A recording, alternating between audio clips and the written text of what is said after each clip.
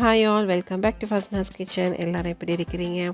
இன்னைக்கு பார்த்தீங்கன்னா நாங்கள் ஒரு ஸ்ரீலங்கன் ரெசிபி தான் பார்க்க போகிறோம். I got study, let's get started.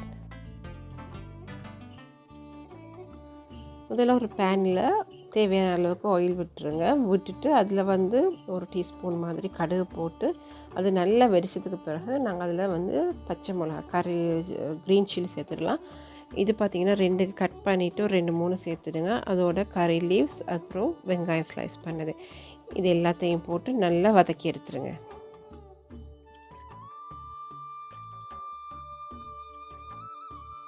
இப்போ நாங்கள் ஒரு மீடியம் சைஸ் தக்காளி எடுத்து அதை நல்லா ஸ்லைஸ் பண்ணிவிட்டு அதையும் சேர்த்து வதக்கிடலாம்.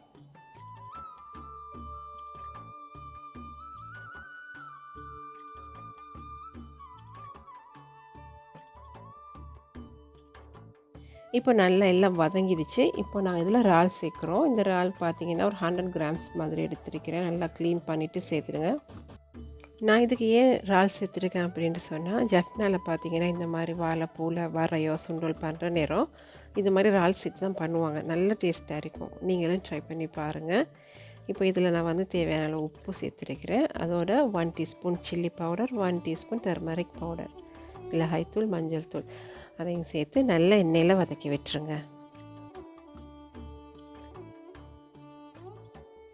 இப்போ இந்த வாழைப்பூவை நல்லா சாப் பண்ணிவிட்டு அதை ஒரு உப்பு மஞ்சள் தூள் கலந்த தண்ணியில் ஒரு வாஷ் பண்ணிவிட்டு அதை நல்லா பிழிஞ்சு எடுத்துகிட்டு இப்போ இதோடு சேர்த்துட்டு இந்த ஏற்கனவே நான் செஞ்சு வச்சுக்கிற மசாலாவோடு சேர்த்து அந்த எண்ணெயிலேயே நல்லா பிரட்டி எடுத்துருங்க.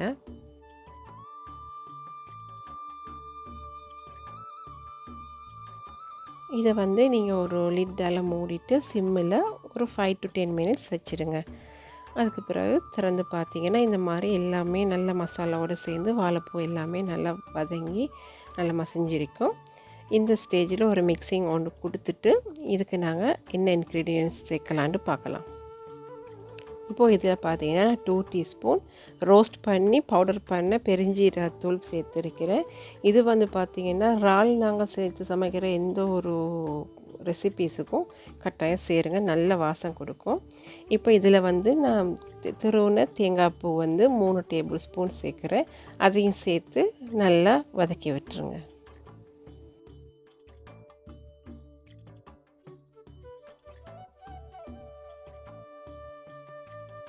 இப்போ நல்லா மிக்ஸ் ஒன்று கொடுத்துட்டு இதை இன்னும் ஒரு 5 மினிட்ஸ் மூடி வச்சிடலாம்.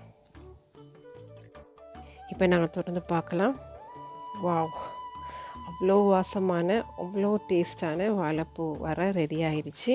இதை பார்த்திங்கன்னா தண்ணி ரைஸோடு சாப்பிட்டாலே அவ்வளோ டேஸ்ட்டாக இருக்கும். இது என்னோடய ஃபேவரெட்டில் உண்டு. இதை நீங்களும் ட்ரை பண்ணி பாருங்கள். பார்த்துட்டு எப்படி இருந்ததுன்னு எனக்கு கமெண்ட் பண்ணுங்கள்.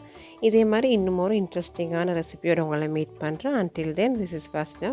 Bye.